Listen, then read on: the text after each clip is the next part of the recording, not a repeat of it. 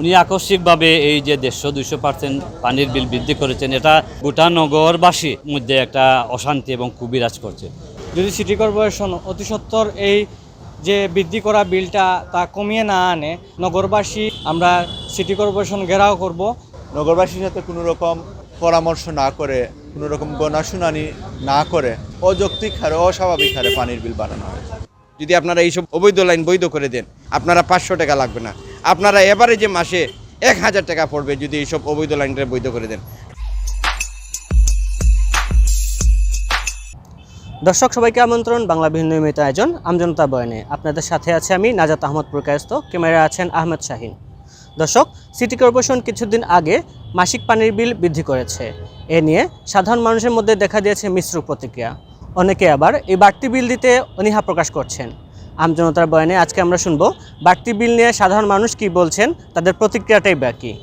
Sylhet city corporation যুক্তিসঙ্গত কারণে, বিভিন্ন পারিপার্শ্বিক অবস্থার কারণে মনে করেন হোল্ডিং ট্যাক্স পানির বিল ইত্যাদি বাড়াতে পারে, কিন্তু সেটা হতে হবে সহনীয় পর্যায়ে। উনি আকস্মিকভাবে এই যে 150-200% পানির বিল বৃদ্ধি করেছেন, এটা শুধু আমাদের এলাকা নয়, গোটা নগরবাসীর মধ্যে একটা অশান্তি এবং কুবিরাজ করছে। তো সেই কারণে আমাদের দাবি হচ্ছে যে পানির বিল বৃদ্ধি করা হোক, সেটাতে নগরবাসীর কোনো আপত্তি নেই, কিন্তু এটা সহনীয় পর্যায়ে করতে হবে।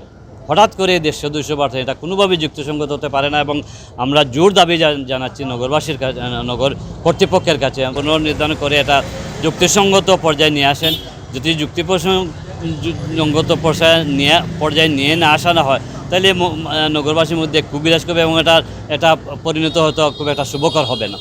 সিলেট সিটি কর্পোরেশন যে পানির বিলটা ছিল, যে জায়গায় 4 থেকে 5% বা এর থেকে সামান্য বেশি বাড়ানো যেত, সেই জায়গায় 100 থেকে 150% এটা বৃদ্ধি করা হয়েছে, যা নগরবাসী সহ আমাদের এই 17 নং ওয়ার্ডবাসী তা ঘৃণা ভরে প্রত্যাখ্যান করেছে।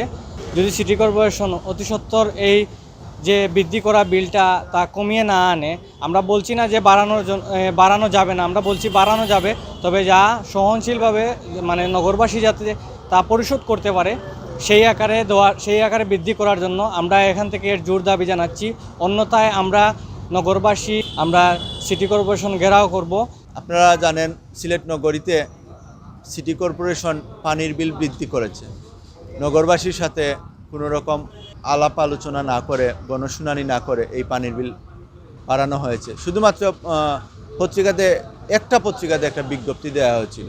এরকম কোনো নিয়ম নেই যে পানির বিল বাড়ানোর। এমনকি আপনারা নিশ্চয়ই শুনেছেন যে কাউন্সিলর বৃন্দরাও যারা আছেন, অনেক বেশিরভাগ কাউন্সিলরই জানেন না যে পানির বিল বাড়ানো হবে। এমনকি এটি লিখিত আকারে তাদের পরিষদে ফাঁসও করা হয়নি, না করিয়ে যে ইতিমধ্যে বাসাবাড়িতে এই বর্ধিত বিল পাঠানো হয়েছে। বর্ধিত বিল পাঠানোর কারণে নগরবাসী যারা আছি, আমাদের মধ্যে একটা বিরূপ প্রতিক্রিয়া দেখা দিয়েছে। আমরা এই বর্ধিত বিল কোনোভাবেই মেনে নিতে পারছি না। আমরা নগরবাসীর কাছে, মেয়র মহোদয়ের কাছে দাবি জানাচ্ছি যে অবিলম্বে এই বর্ধিত বিল প্রত্যাহার করে নগরবাসীর ধৈর্য সীমার মধ্যে একটা নতুন বিল নির্ধারণ করে আমাদেরকে পুনরায় বিল পাঠানোর জন্য।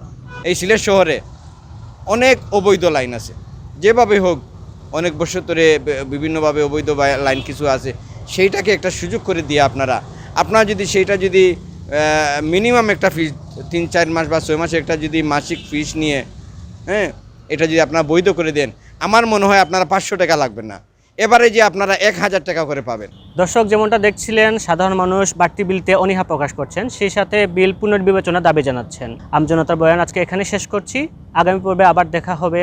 ততক্ষণ সবাই ভালো থাকুন, সুস্থ থাকুন, বাংলাদেশের সাথেই থাকুন।